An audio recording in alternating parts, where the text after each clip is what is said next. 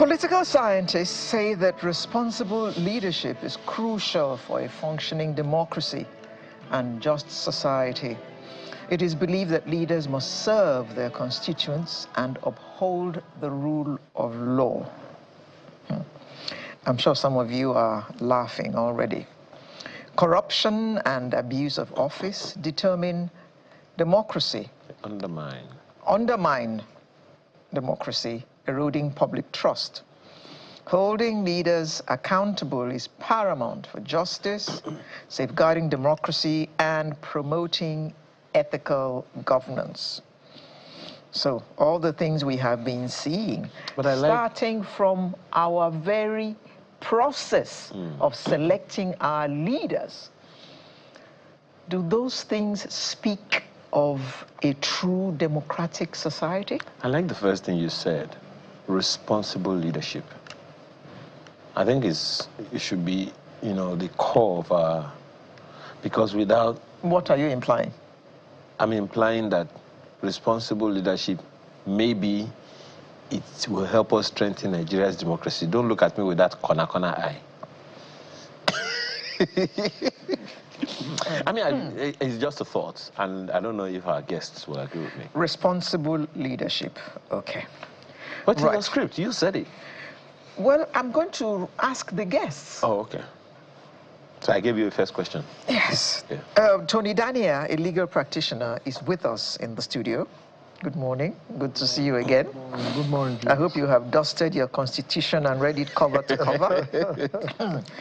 And we have the former chairman of the PDP in Ebonyi State, Mr. Joseph Ono Silas, who joins us virtually. Good morning. Good morning. Thank you. Mazi Ayo, how are you? Don't worry. I will wait for the coronation. Thank you very much. Thank you. Thank you very much.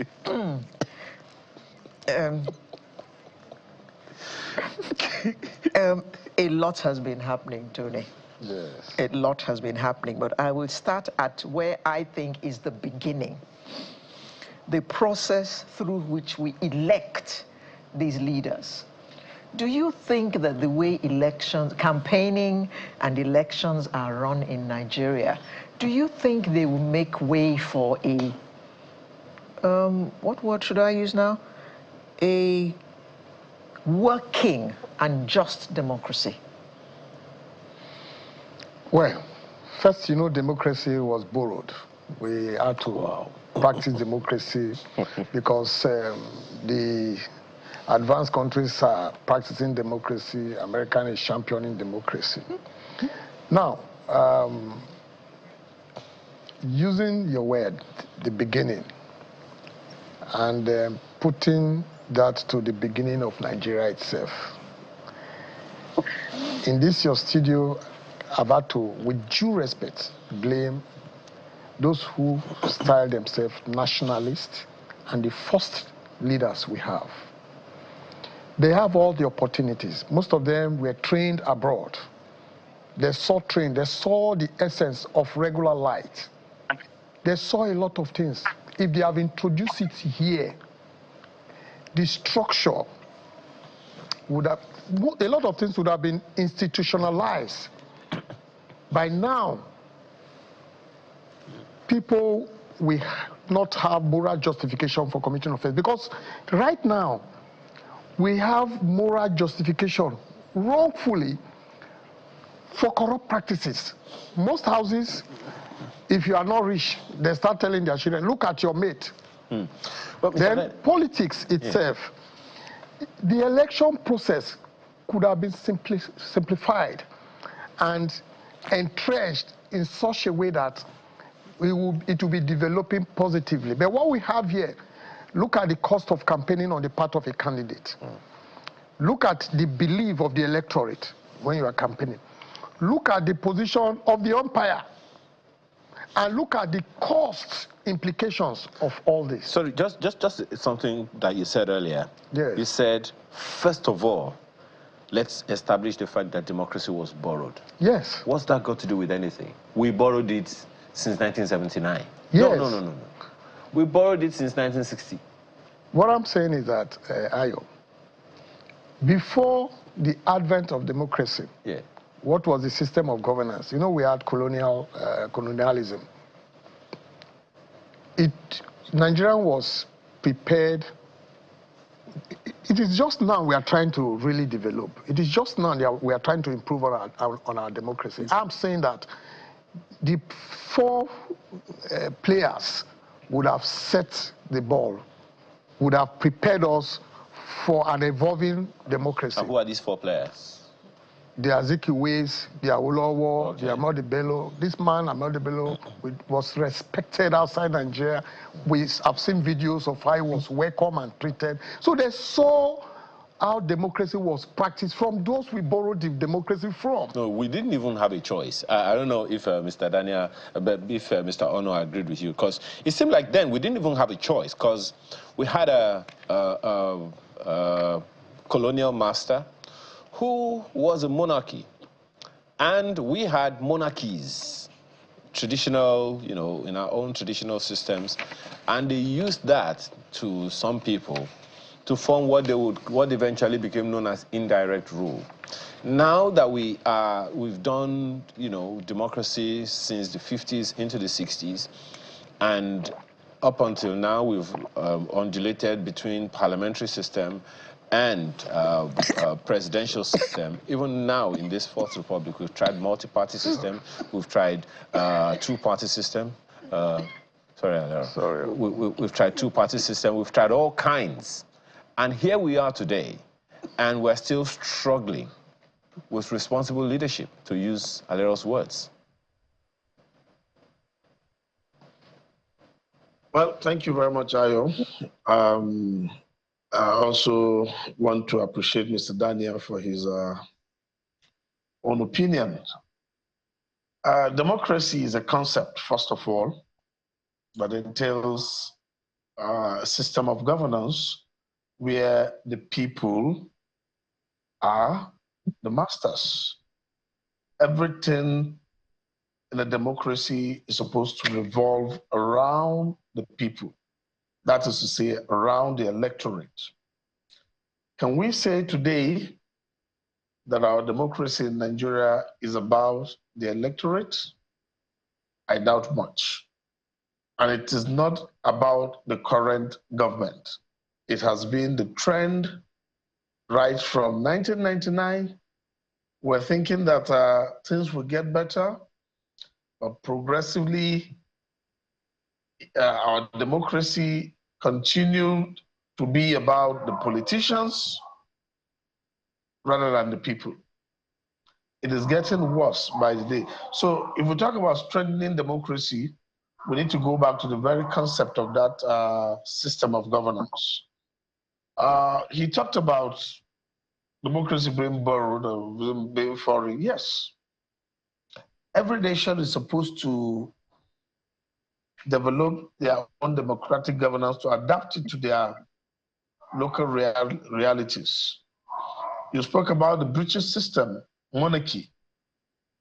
It's a monarchical government in the UK, but it's still democratic. The king doesn't run the state. The parliament does, and they are elected. And it is about the people. And you see that the members of parliament are always conscious of what the people, the British people, will say or think in every situation. Today in Nigeria, since our democracy started, you will see that the people don't really matter. What the people think or feel about any government policy plays a secondary role. It doesn't really matter. So can we say our democracy has been strengthened? I will say no. We are still The question then, Mr. Ono, would be, what would we blame that on? Is it a system thing? Is it our soft infrastructure, our laws, constitution? What exactly would be the reason why democracy, after 25 plus years, no, about 25 years now? 26 years of our democracy, we're still struggling, right, with it. We've done, this is not the first time we're working on democracy. We did it for about a year or less in 1993, or before 1993. We had 4 years in between 79 and 83. So what are we going to blame the fact that it's not strengthened on? It is institutional. We can't blame individuals. Because and who are the human beings, Mr. Ono, that's like, some will tell you that that's tongue-in-cheek. Who makes institutions? No, you can't blame individuals, right? If we build institutions that are strong enough to sustain themselves, individuals cannot come and destroy them. Okay. I give you an example. We have an INEC that's supposed to be conducting election, right? And every 4 years, we give INEC so much money, they have all kind of stuff, and they'll bring one thing or the other. And then when election comes, they don't conduct the elections. They just give you ballot paper, you go, and they don't rely on the results. Now, INEC fumbles. Another institution is supposed to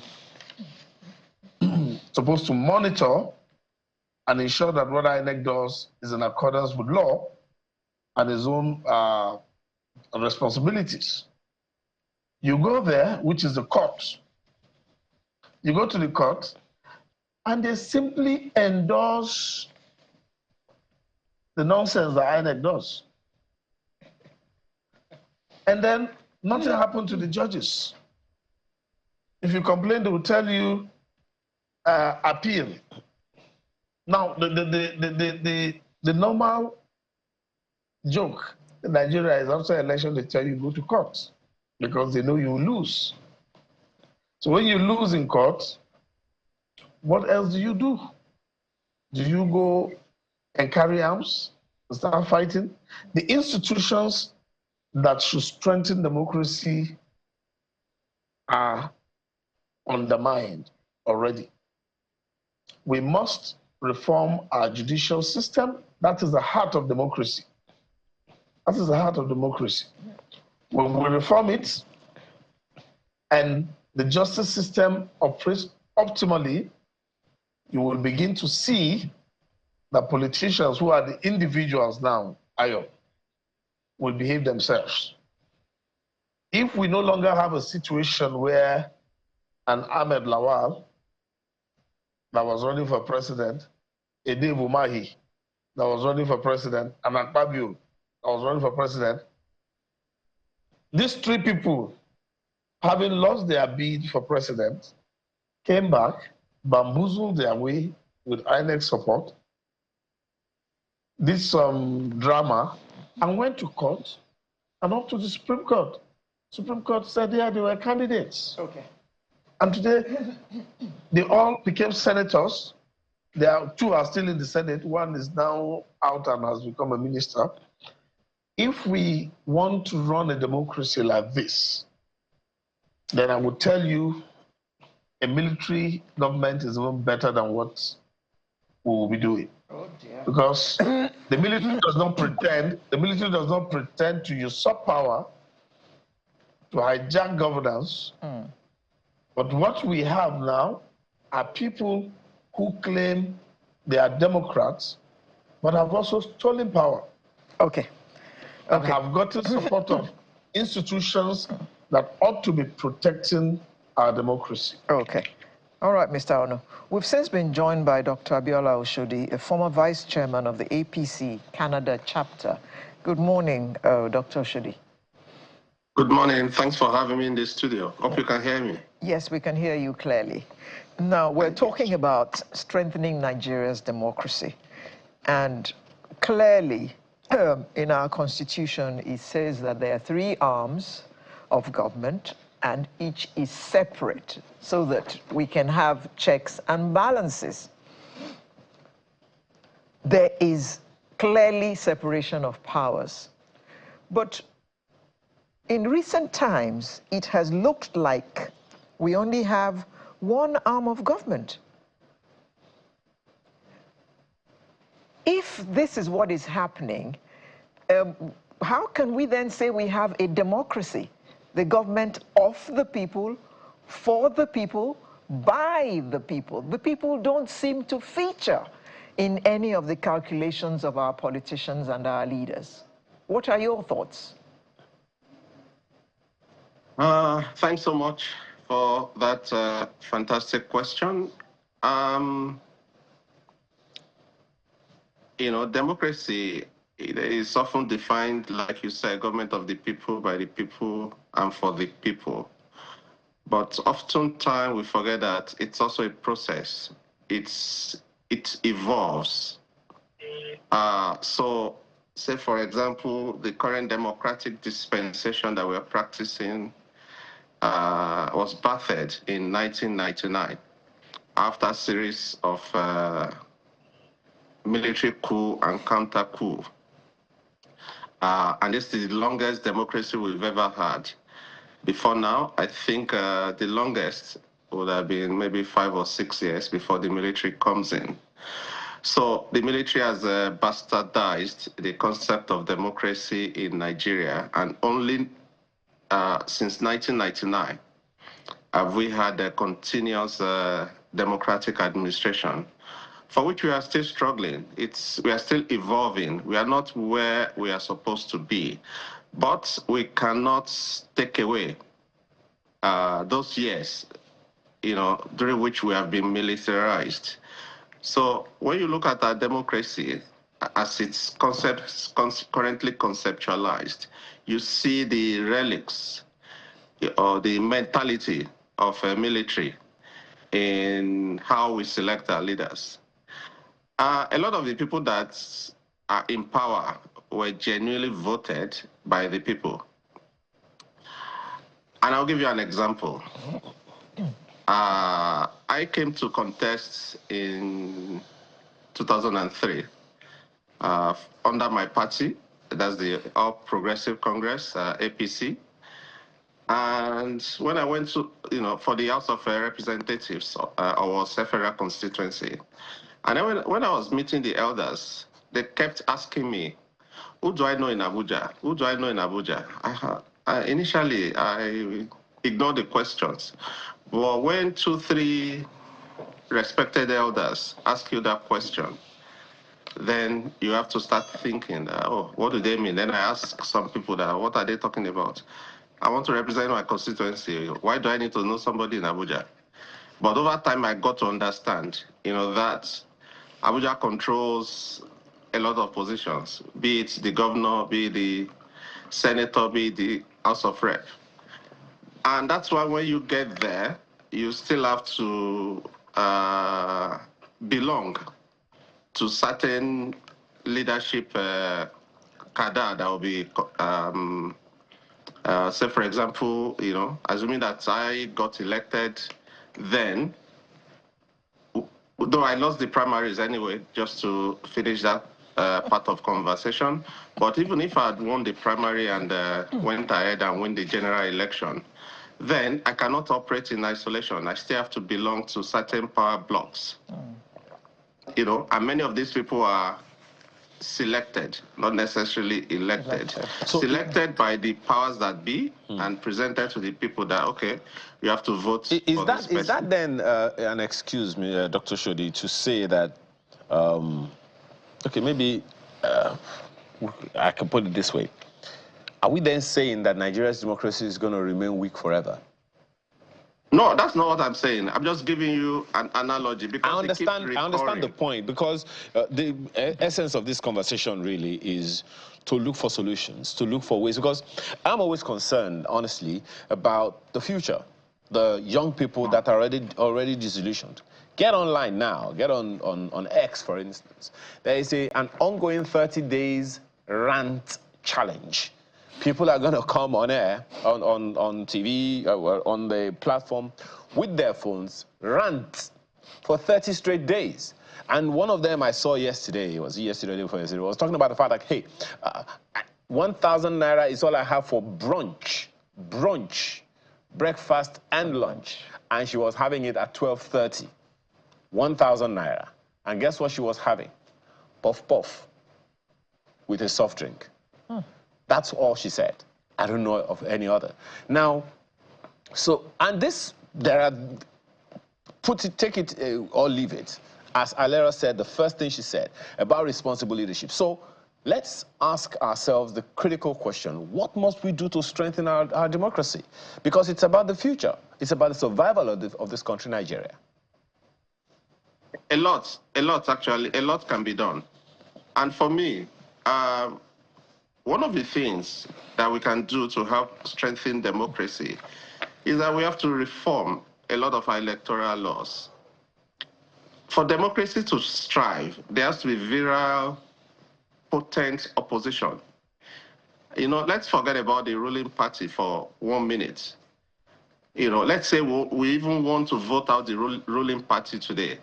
Which party in the opposition do you think has the capacity? Let me take you up on that. There's one of those in the opposition that are with us. So, well, that question is for you, Mr. Onu. Strengthen opposition. And it would seem like the foremost, most consistent political party that we've had since 1999, the PDP, which is supposed to be the strongest opposition in our current democracy, is even opposing itself, so to speak. Well, politics is happening to PDP, and you know, it's not easy to be out of power for a political party, especially one that held the reins of power for 16 years. But we can't say that the PDP is not in power, right, Mr. Onu, because PDP has states that it governs.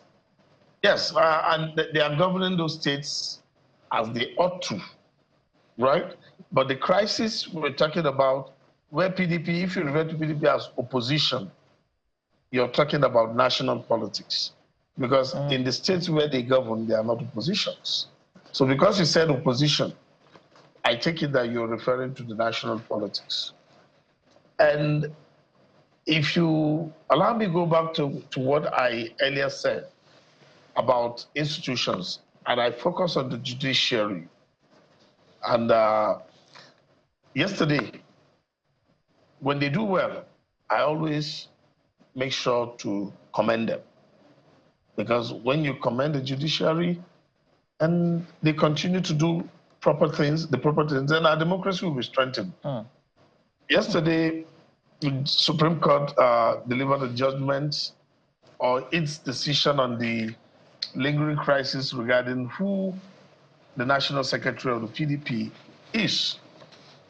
And in line with their long-standing position that such leadership tussle is an internal affair of a political party, they said that they cannot interfere.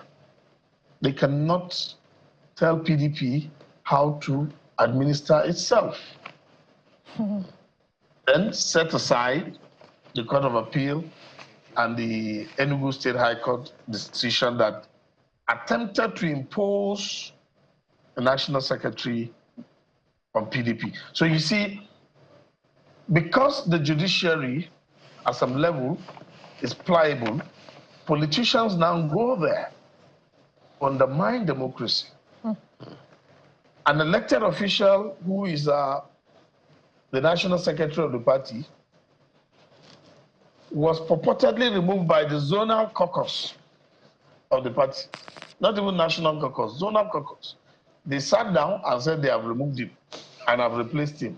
And then if you have the power to do what you claim to have done, you don't need court to endorse it.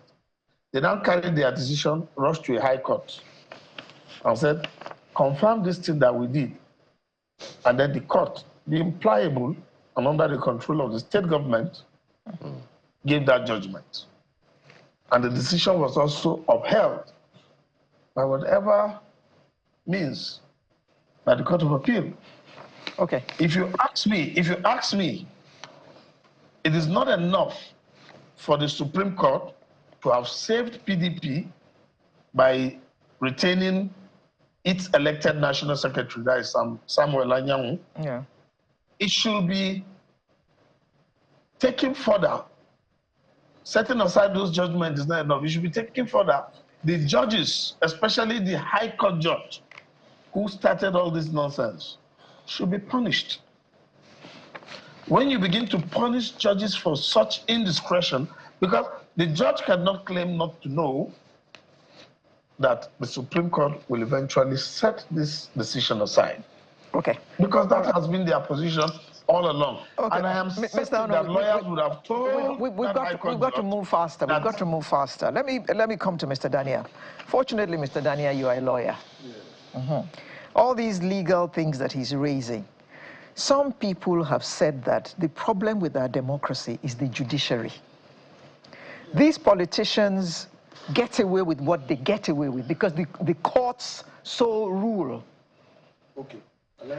So, quickly, what reforms do we have to make to ensure that the judiciary is impartial and is effective? Good. I will answer your question. But first, I don't support the talk about military. You heard what Tayo said, 30 days ranting. There are methods of protesting. Peaceful protest, there are methods of checking the system. You cannot say military is better than democracy. I haven't said that. I said it at the beginning. No, he said in light of what is going on it's now. It's better to have a military. No, yes. I'm saying I disagree with that. There's no state that calls for the military. Alero, I agree that I said it here, institutions. The democracy is a system of governance.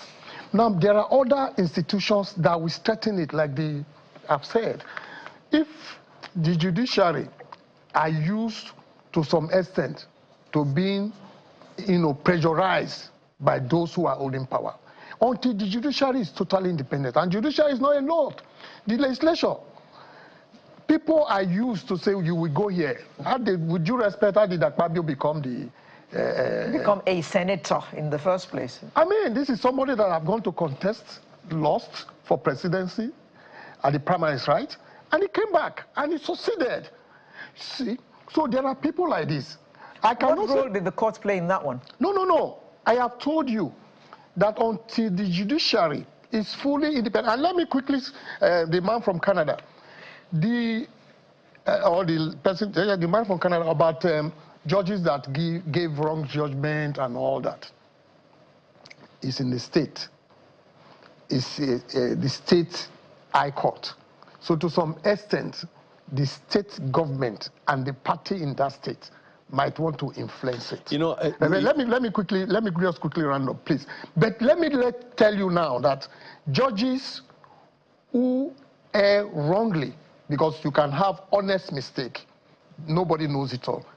They have a way, the system have a way of punishing them. If your ruling, your judgment is always set aside by the appellate court, people will take note of you. Yeah. You might not get promotion. You go to the Federal High Court, Justice Idris, he's a young judge, but look at the way his promotion was accelerated because he was sound.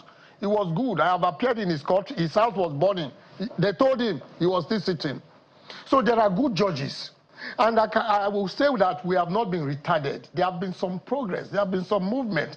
There have been some improvement. You've just validated the question that I wanted to ask. Because every time we talk about institutions, and that's what the point that I was trying to make with Mr. Onu, every time we talk about institutions, it seems like an institution is just some utopian, high-polluting, independent thing that doesn't have to do with human beings. At the end of the day, institutions are made of people. Individuals are like the cells that make up an institution. So if we are questioning or arguing with institutions, we are definitely dealing with the persons involved. But at the core of building an institution will be what some people have called consequence management. And perhaps that also strengthens Dr. Oshodi's point about our electoral laws. Do they have enough teeth to hold anyone to account? Do we have laws, not just electoral laws, do we have laws that can sustain the institution? You do the crime, you do the time. We don't have that, but we will get there.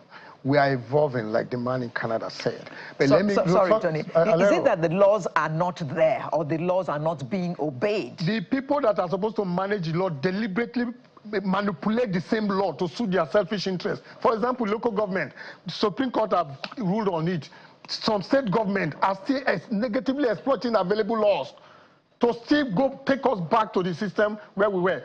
Go to the states. And you know the local government control the state because every politician will want to hold on to the local government. So they'll do everything possible to win, to get the local government on their side. The system will continue, but it will evolve and there will be improvement. I'm in Nigeria, I'm proud to be in Nigeria. I know that things will work out. Now, don't forget that if you are talking about, one moment, Dr. If you are talking about democracy, you cannot isolate democracy for security. You cannot isolate democracy from commercial and economic development. But at the core of democracy is rule of law. Rule of law. Okay, Dr. Shodi. Yes, thanks so much, for me to come in here. So I'll give you an example. In the last election, 2023, there was a lot of reform in our electoral laws. And that's when IREV came to be and the drama that occurred after that. And for me, nobody talks about IREV anymore or the need for our legislature to reform that law to make it mandatory for the BVAS machine, to automatically transmit election results to the INEC portal. I think that's the part where we are that's the discussion we're supposed to be having. Well, that is just a second, Dr. Shiri. That's one of the several features in our electoral processes. I guess we'll come to that some other time. Mr. Onu. Well, Ayo, when we talk about institutions and the people that run this institution, there are two different things. Strengthening institution entails making that institution capable of dealing with individuals who operate within it. I give you an example. We have a federalized judiciary, basically. Even INEC federalized. These two institutions are difficult. The way they are structured makes it difficult to hold anyone accountable. Now, imagine if you have an INEC where every state conduct their election, declare their result, and the national results collated. Not one man in Abuja waiting for a result from 774 local governments. And then they'll tell you the result is still on the way, it's in the night. Why can't we localize our elections? Every ward, conduct, announce, and people collect. You don't need to be saying, IREV this, IREV that the Supreme Court will now come and say, whatever is an IREV, doesn't matter. Every ward can conduct their election or local government and give the result. It is easier to monitor and hold people responsible when it is not humongous. It's just like our NEPA. But that's just one element. And then you go to the judiciary. Just a second, Mr. Onu. It's just one of. It's one of the elements. I don't know if you can hear me. Our electoral process, as Dr. Shudi mentioned, and you are corroborating, is just one of several elements in the entire democratic ecosystem of our nation. Well, Mr. Onu, Mr. Daniel was talking about strengthening our democracy, when I mentioned, consequence management, and you just said it now. You yourself said it, that the institutions have to be strong enough to deter individuals from going errands. The institution is made up of people. And the people who are going to hold another person to account are in the same institution. So we have an institution where there are individuals who are complying, and those are the people you are calling the institution. And there are people in the same institution who are going against the institution. And one of them is supposed to checkmate the other. No, sorry, please. Just a second, Mr. Onu. What he's saying is that if we have well-entrenched institution, the individual that will manage the institution will not be able to negatively manipulate. How do you? My question is sorry, sir. My question is, how do we strengthen that institution without people? No. The people will be there. That's but my the people point. will not be able to negatively exploit. The only way you can do that, Mr. Silas, Mr. Dania, is through consequence management. Exactly. We are do we have the system that can deter people through consequences? I have answered that. We don't for now. It is improving. But I'll give you an example in the US. Look at all that Trump is saying. But you see the court, they were able to checkmate him. You know, and tell him, no, you can't do this, you can't do that. Until we are coming to that by the grace of God, because we have landmark judgment. We have judgment that are even relied upon outside this country. We've had the Sugar Bars case in the past, when we had our democracy in 1979 and all that. So we will get there. I am saying that by the grace of God, we will get there. But let's not isolate certain aspects of the whole polity. Regular light, security, freedom of the, what do you call it, independence of the judiciary, proper independence, so that there will be no fear. We are still saying the same thing, Mr. Ono, but you know, Mr. Salah, Mr. Daniel. Yes, Mr. Ono. Ayo, let me tell you something, and this will shock you. We have 3 arms of government: legislature, judiciary, executive. Sadly, of these 3, the judiciary is the most undemocratic. It's the most undemocratic because the institution that is supposed to hold judges responsible, NJC, is being run by the same judges.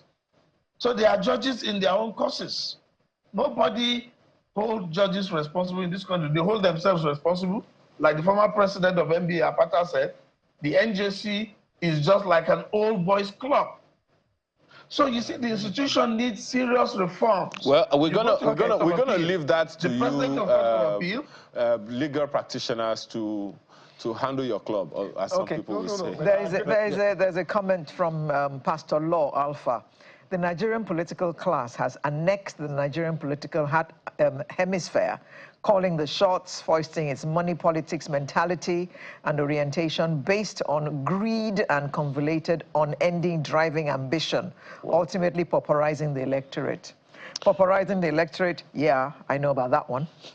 Festus Akimboyewa says, just like there's no perfect marriage anywhere, there's no perfect democracy anywhere in the world. Just look at what is happening in Turkey and USA. We need competent and honest politicians who are responsive to the needs of Nigerians.